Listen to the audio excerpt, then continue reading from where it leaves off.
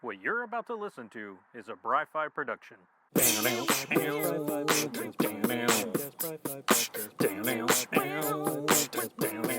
Comic book reviews.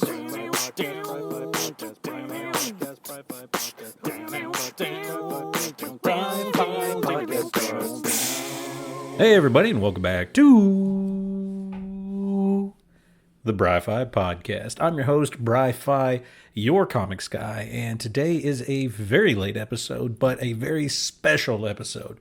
Shouldn't be too long, but I want to announce officially now, you've seen me post a little bit and kind of allude to it, but now in official capacity, I will be joining the Comicpalooza podcast partnership program, which I'm that's such a Marvel thing to say, the alliteration. Podcast partnership program, and Comicpalooza. But yeah, so I'll be joining them officially, and I'm so excited. Finally got the email, and I may have gotten an email prior, but it gets buried. I need to fix my Outlook because it keeps all the good shit.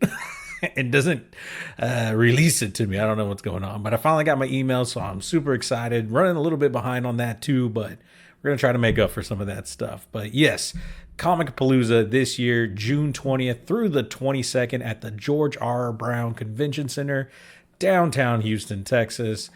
This thing takes up the entirety of the George R. Brown Convention Center, guys. I don't know how else to explain that to you. It is like 3 blocks worth of just venue space, and from the first floor to the top, dude, it is full of nothing but Comicpalooza. That's guests, artists, vendors, panels, gaming. There's late night events like a rave.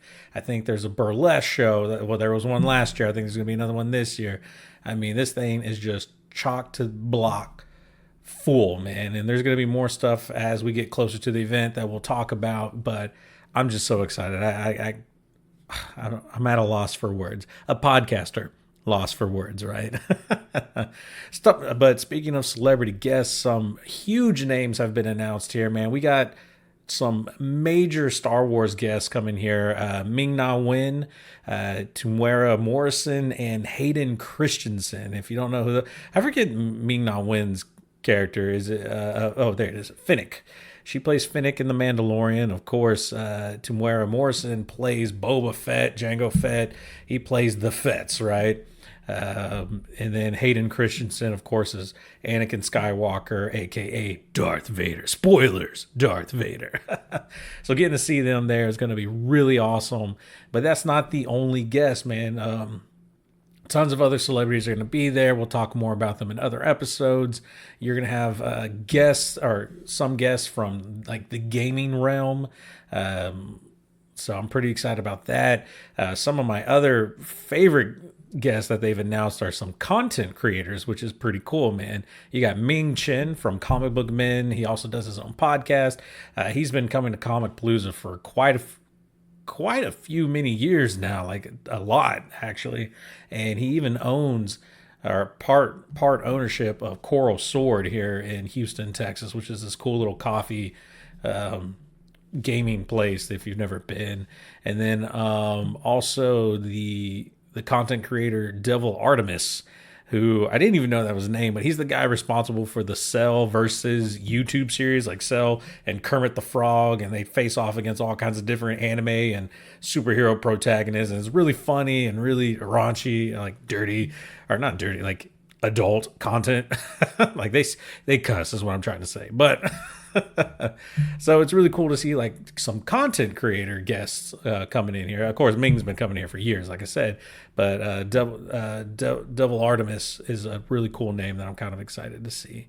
But yeah, so there's going to be so much more to talk about as we get closer and closer to June 20th. And I hope to see you guys there. Follow my channel for more information. We're going to be talking about all things Comicpalooza every week. And also, just normal podcast stuff that we always do. So please stick around for all that. With that being said, let's move on to a little bit of the nifty nerd news.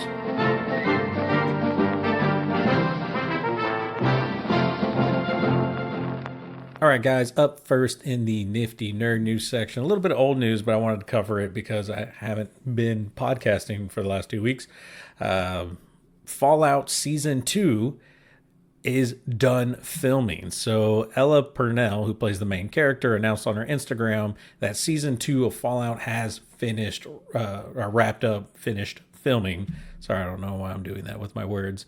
And so we're pretty excited, man. At least I'm really excited. So Season 1 of Fallout was just great, man. The characters, the comedy, the drama, the dramedy of it all, and just getting to live in this world through a TV series, and very well done. I mean, we've seen what happens when you get a poor adaptation of video games, like see almost every other video game adaptation out there. But the people who have come together to make Fallout have done such a great job, man.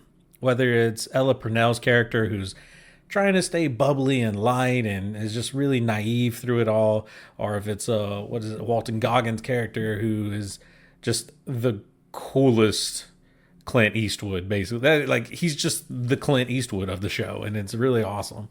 And so, of course, there's like a really big twist that kind of happens at the end of Season 1. I don't want to spoil it for you guys because I want y'all to go see this. And so I'm so excited for the show to come back. It looks like I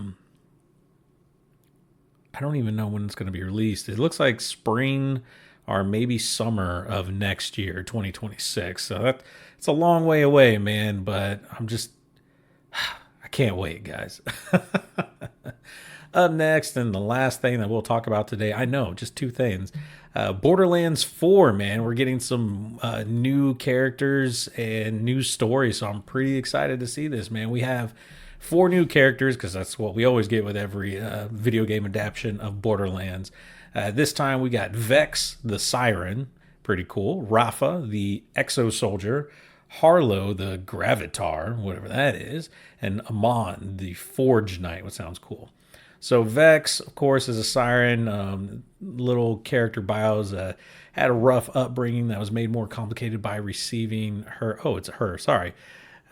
siren powers. She's cynical and sarcastic and had to fend for herself, okay? But underneath her salty exterior, Vex is an empath who knows better than anyone how much life can suck.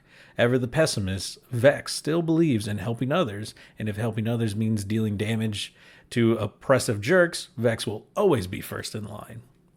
I like that. Rafa, the Exo Soldier, was born and raised in microgravity, which severely altered his bone density and musculature, making it impossible for him to survive elsewhere. Desperate to explore, he signed up to Tediador's military force. In exchange for a tour of duty, his body was altered for a new kind of exo suit. But when it became clear Tediador never intended to end his service, Rafa went AWOL. Now he's on the run and plans to enjoy whatever time he has left before his Tediador dead frame ends him for good. Harlow the Gravitar. Harlow was a former Malawan combat scientist driven by the need to understand how things work. While this initially made her an outcast amongst her taunt relatives, Harlow has used her intellect to bring new tech and gadgetry to the battlefield as a vault hunter. Harlow's brilliance is apparent in everything she does, but so is her enthusiasm and love for life. Harlow brings everything to the fight, including her sunny disposition, words. Always ready to give a beatdown, her spirit can't be beat. And then Amon, the Forge Knight. He definitely looks like he's a hand-to-hand guy. Amon was raised in a vault monster worshipping cult until the vault was opened and the creature turned on everyone he loved. As the only survivor, he dedicates his life to finding and killing as many of the beasts as he can. Amon, a warrior poet, is introspective and unflinching to his duty. But despite his hardened appearance, he has a warm attitude, often regaling comrades in arms with stories and advice earned throughout his travels. I kind of like Amon, dude. He looks like just like a crazy Viking. Like, I really dig that. Harlow's kind of cool. Definitely looks techie, almost like a Riri Williams type. Let's see. Rafa, I mean, typical soldier guy. And then Vex kind of looks like a demon siren, like very dark siren compared to some of the other sirens we've seen, man. I don't know. I'm excited. I can't wait to see what these characters bring to the table. Like I said, right now, I don't typically play these types, but the Forge Knight Amon really is a standout to me. I like his character bio, and just it sounds like he's going to be not just like some silly meathead, but like a warm-hearted meathead, and that's what that's what I want, man. But that's all I got for you guys today. Thank you so much for tuning in. Stick around, though, because up next we're going to talk about something that I've been wanting to review for the last about week and a half.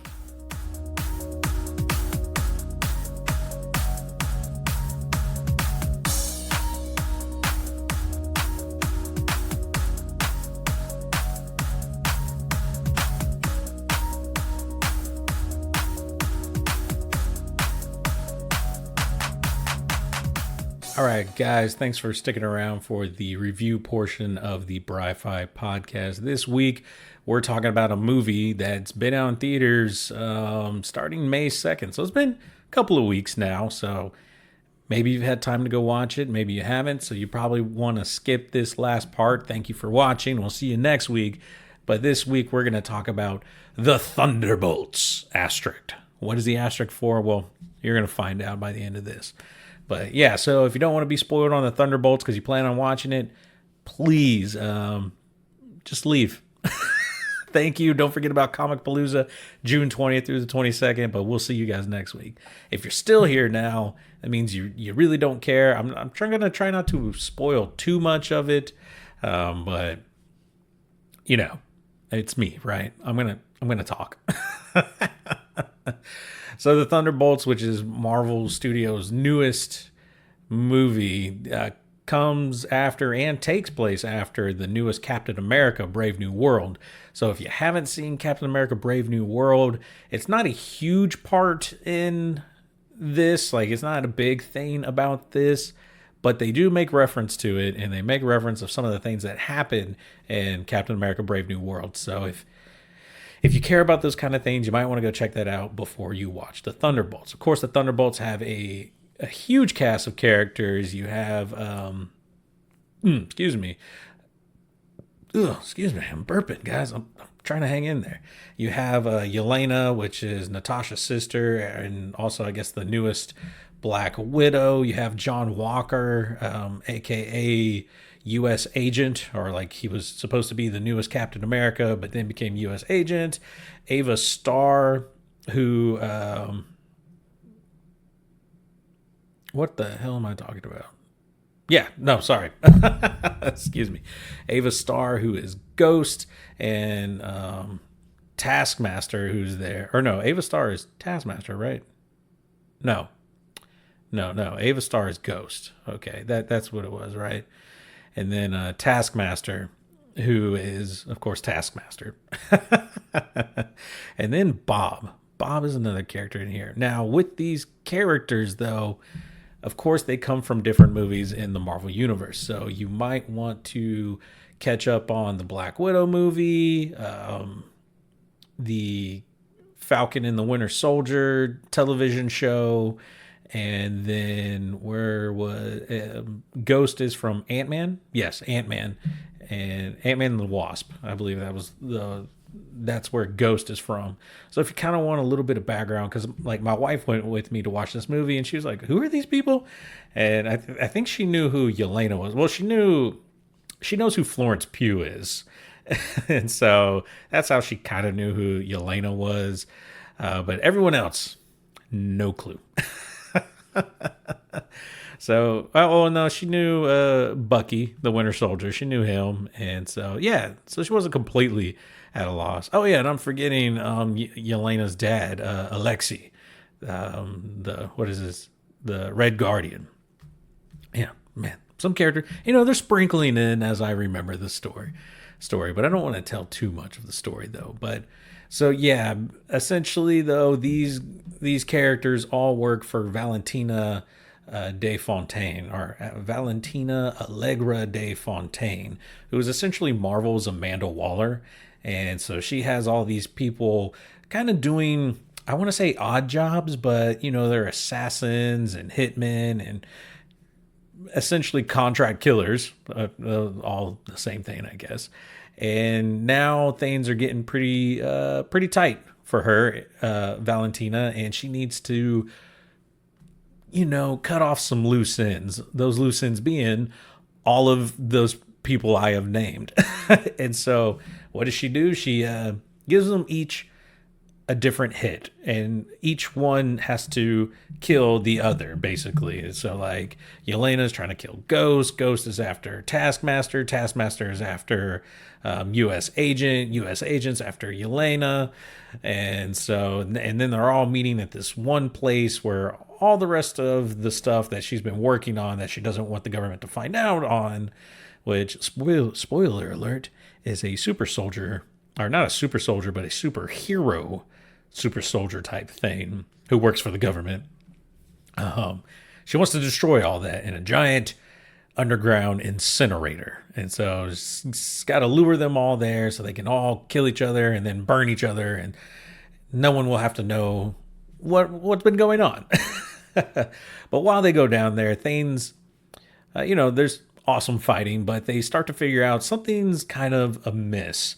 And especially when a guy who comes out of nowhere named Bob shows up and kind of really just distracts everybody, man. Also, someone dies really quick. Like, this happens within minutes of the movie. Maybe 8 to 10 minutes into the movie. Someone dies. And it's like, holy crap. Like, because it comes out of nowhere. It's quick. It's unceremonious. And we're moving on. Like, that's how it goes. And so now they got to try to escape because Valentina did not want them to escape. Also, she's trying to like deflect Bucky Barnes, who is like a congressman now. He's trying to do good in the law, but he's starting to realize like that sucks. So he wants to be a hero. He wants to get out in the field again. So, he's trying to press Valentina for answers, and he's trying to get to the bottom of what she's been behind and trying to stop it. Of course, out of all this, eventually, like, Alexei, Yelena's dad, shows up because he wants to help his daughter, because he finds out in the most hilarious way that she's going to get killed. And even though he does his best to help her, he's incredibly late, and just, like, the timing's so horrible, but it's so hilarious, man. And Alexei, who's played by David Harbour, is just such a fantastic character, man. You can't help but love him this entire movie, because he wants so bad to just have a team, to be like in the Avengers. And like, he's talking to Yelena at one point, and because Yelena is like, she's lost. She's, depressed. Like, she's not happy. She's lost her sister. She feels like she's lost her family. She's just kind of spiraling through life, and it's getting just way too close to home at some points. And he's like, you want something better, you want to be in the limelight like Natasha was. You want to do something that matters not only to people but to yourself.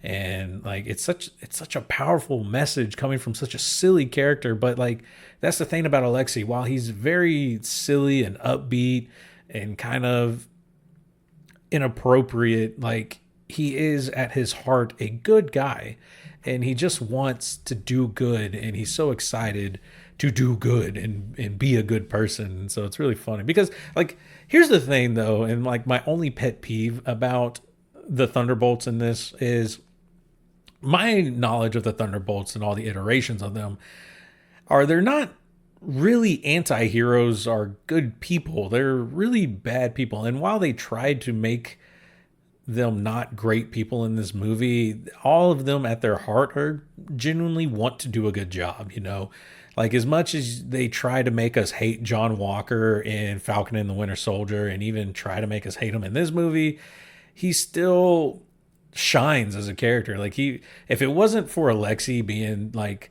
the bright, bubbly person throughout this whole movie, I think John Walker would take the next spot for best co-star, like best side character out of this, because clearly this is Yelena's movie. Yeah, Yelena is a huge part of this and a driving force of why this is all happening. in a way, even though it's like not her fault why this is happening, but she is clearly the main character of this story. But as a second character, I really love John Walker and his trying to turn to be a better person. And then, of course, the Red Guardian is just friggin' hilarious, man. Ava Starr's there. She's cool. Like, her and Yelena team up on John Walker, like, just because, like, he's an ass. Like, he says the dumbest stuff, and they got to check him. And that's so funny, man. Like, their interactions through the whole movie are hilarious. And it's essentially Guardians of the Galaxy. Like, this is literally Earth's Guardians of the Galaxy. So Guardians of the Earths is what this team really is, and how they play with each other and play off of each other. They don't really feel like true villains at all. I think the only one who could have been Taskmaster because of her background, and I just don't see her having this kind of attitude. And maybe that's why they killed her. Spoilers. I forgot that I didn't say who they killed. But so, yeah, Taskmaster dies, and very quickly, very unceremoniously. And I don't know if that's because they just didn't know how to put her character into this, if maybe the actor didn't want to be a huge part of this movie, or if because her version of Taskmaster doesn't really fit with the comic book version of Taskmaster. So now killing this character opens the door for a new Taskmaster. So maybe that's what they're playing, because Taskmaster for me is kind of like Deadpool in the way that he's kind of snarky, and it doesn't have to be a he, but that's who it is in the comic books, is a he. But kind of like a Deadpool, smart ass, snarky, but really badass, can copy anybody's fighting style. So we'll see, man. We'll see if there's going to be a Taskmaster in the future. Who knows? But so, of course, things only get funnier and better when Bucky Barnes enters the fray. And we've seen this in trailers when Bucky really interacts with the team and gets involved.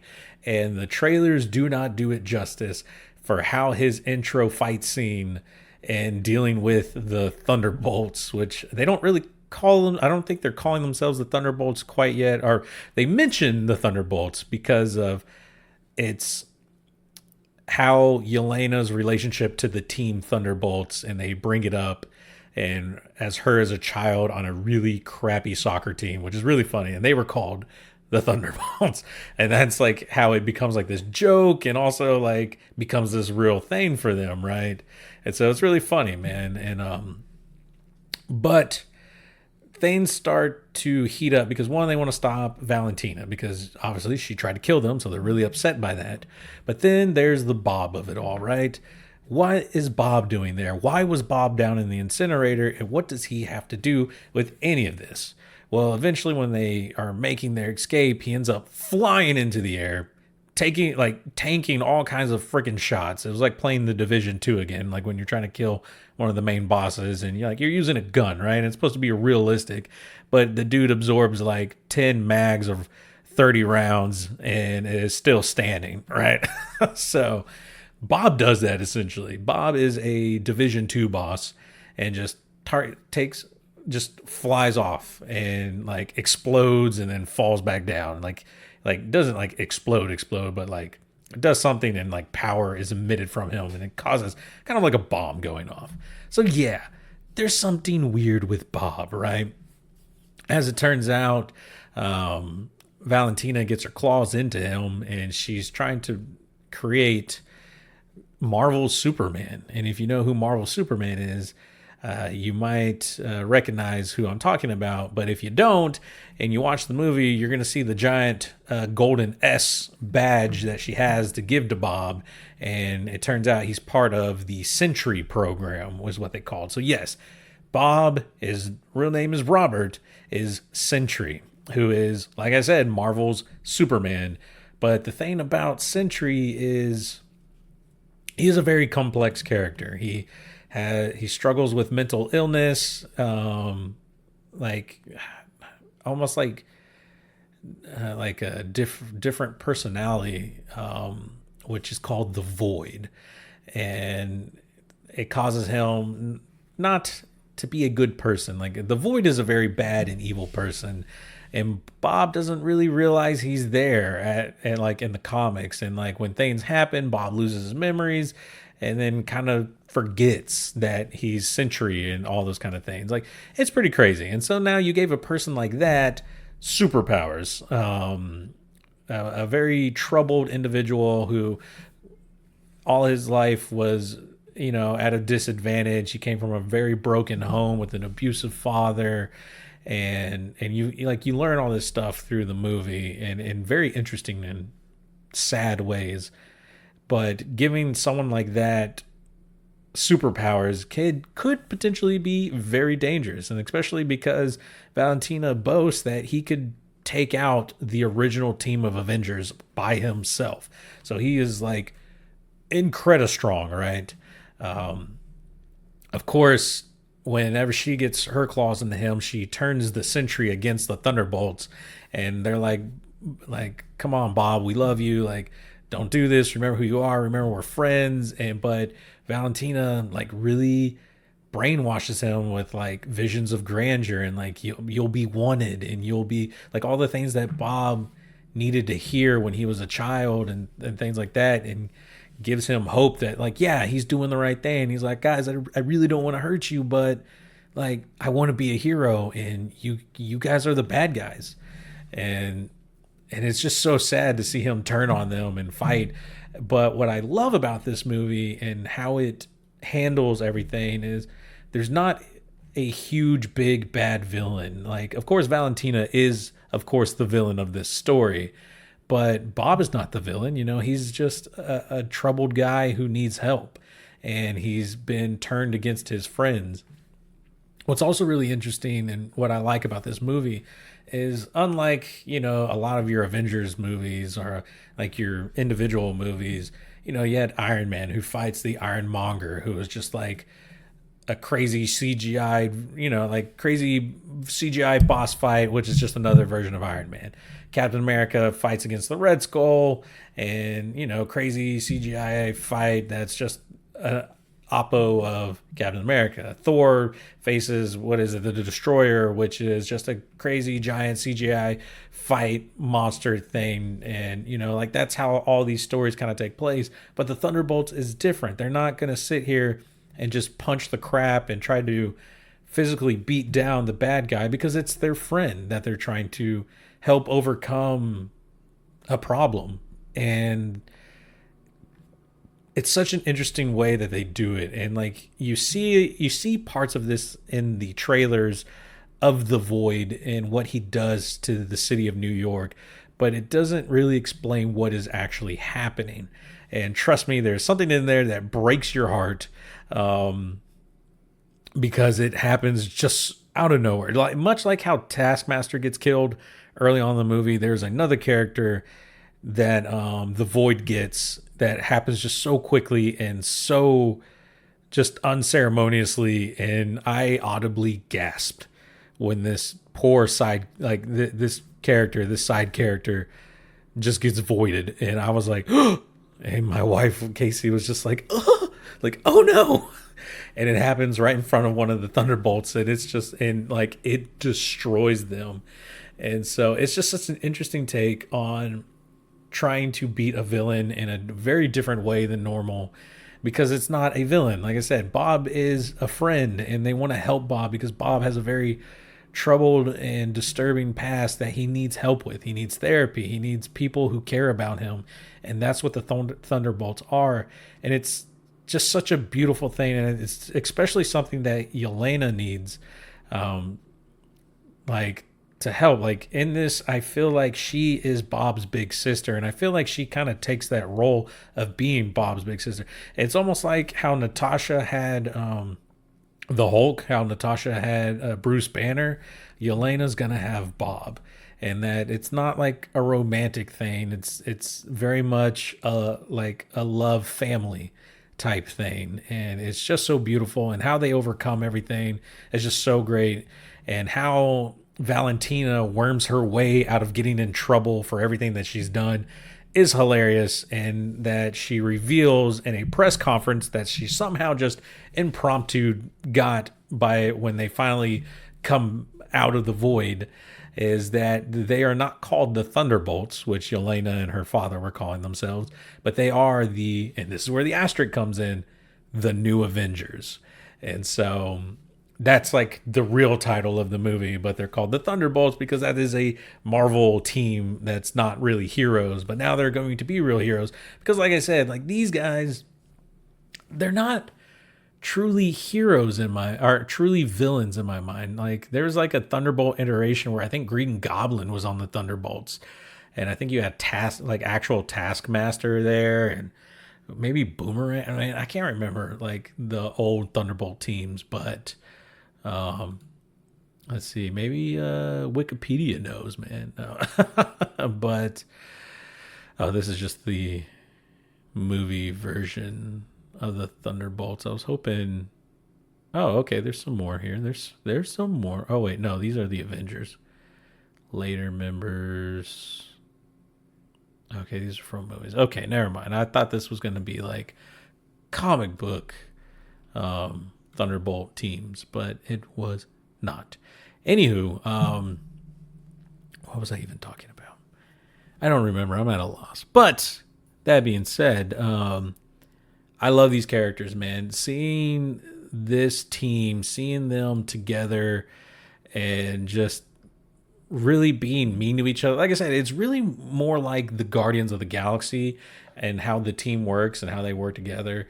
But it's more down to earth. That's what I mean. And I honestly, this is by far the best Marvel production in the last couple of years. And that's saying a lot coming from me because I really liked Miss Marvel, the Marvels. I was a really big fan of Falcon and the Winter Soldier.